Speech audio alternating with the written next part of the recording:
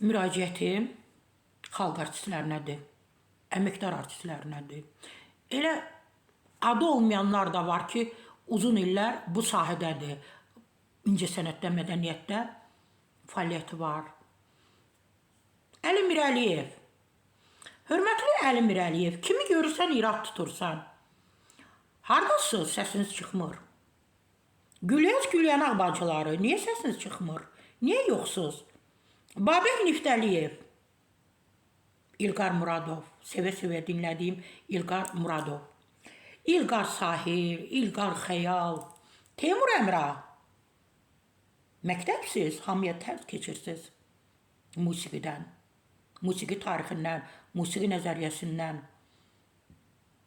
Xüsusi məktəbiniz var, yolunuz var, dəsti xəttiniz var. Səkinə İsmailova, hardasınız? Niyə səsini çıxmır? Elza Seyidcahan, sən də susturdular, hə? Elza xanım kimi bəstəkar varmı? Elə ifası da. Onun kimi, onun mahnılarını heç kim ifa edə bilməz.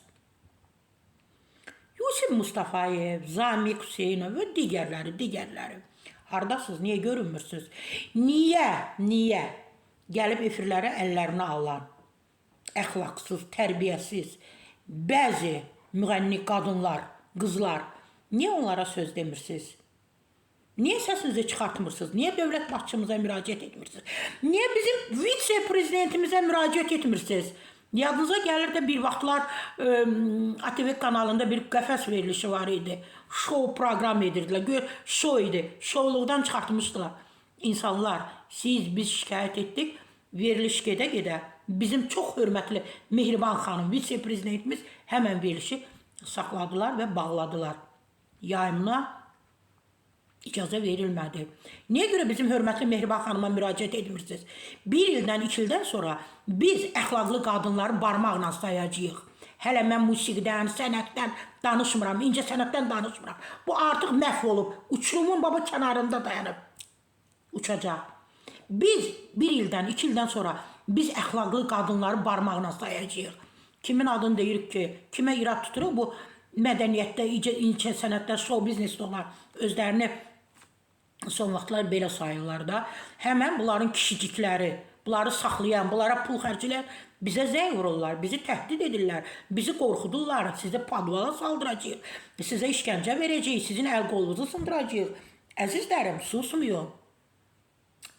Sizə bu əmanətdir. Bu incəsənət, bu mədəniyyət, hörmətli adını çəkdiyim və çəkmədiyim çox hörmətli xalq artistləri, əməkdar artistləri, bu incəsənəti, bu mədəniyyəti sizə Şəfiqə Axundova, Üzeyir Hacıbeyov, Qara Qarayev, nə bilim, digərləri əmanət verib, qoruyun.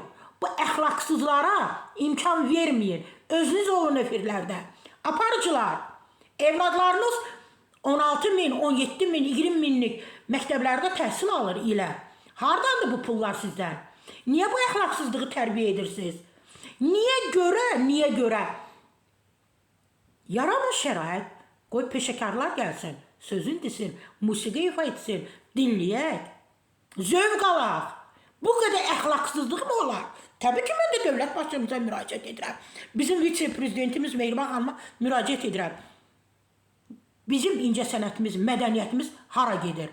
1-2 ildən sonra biz qadınlarımızı barmaqla sayacağıq, əxlaqlı qadınlarımızı. Artıq bu yolu qoyublar. Bu yolu müdafiə edənlər çoxdur. Məhz bu qadınlarımız bu yolla getməlidir. Bizə əxlaqsız qadınlar lazım deyil.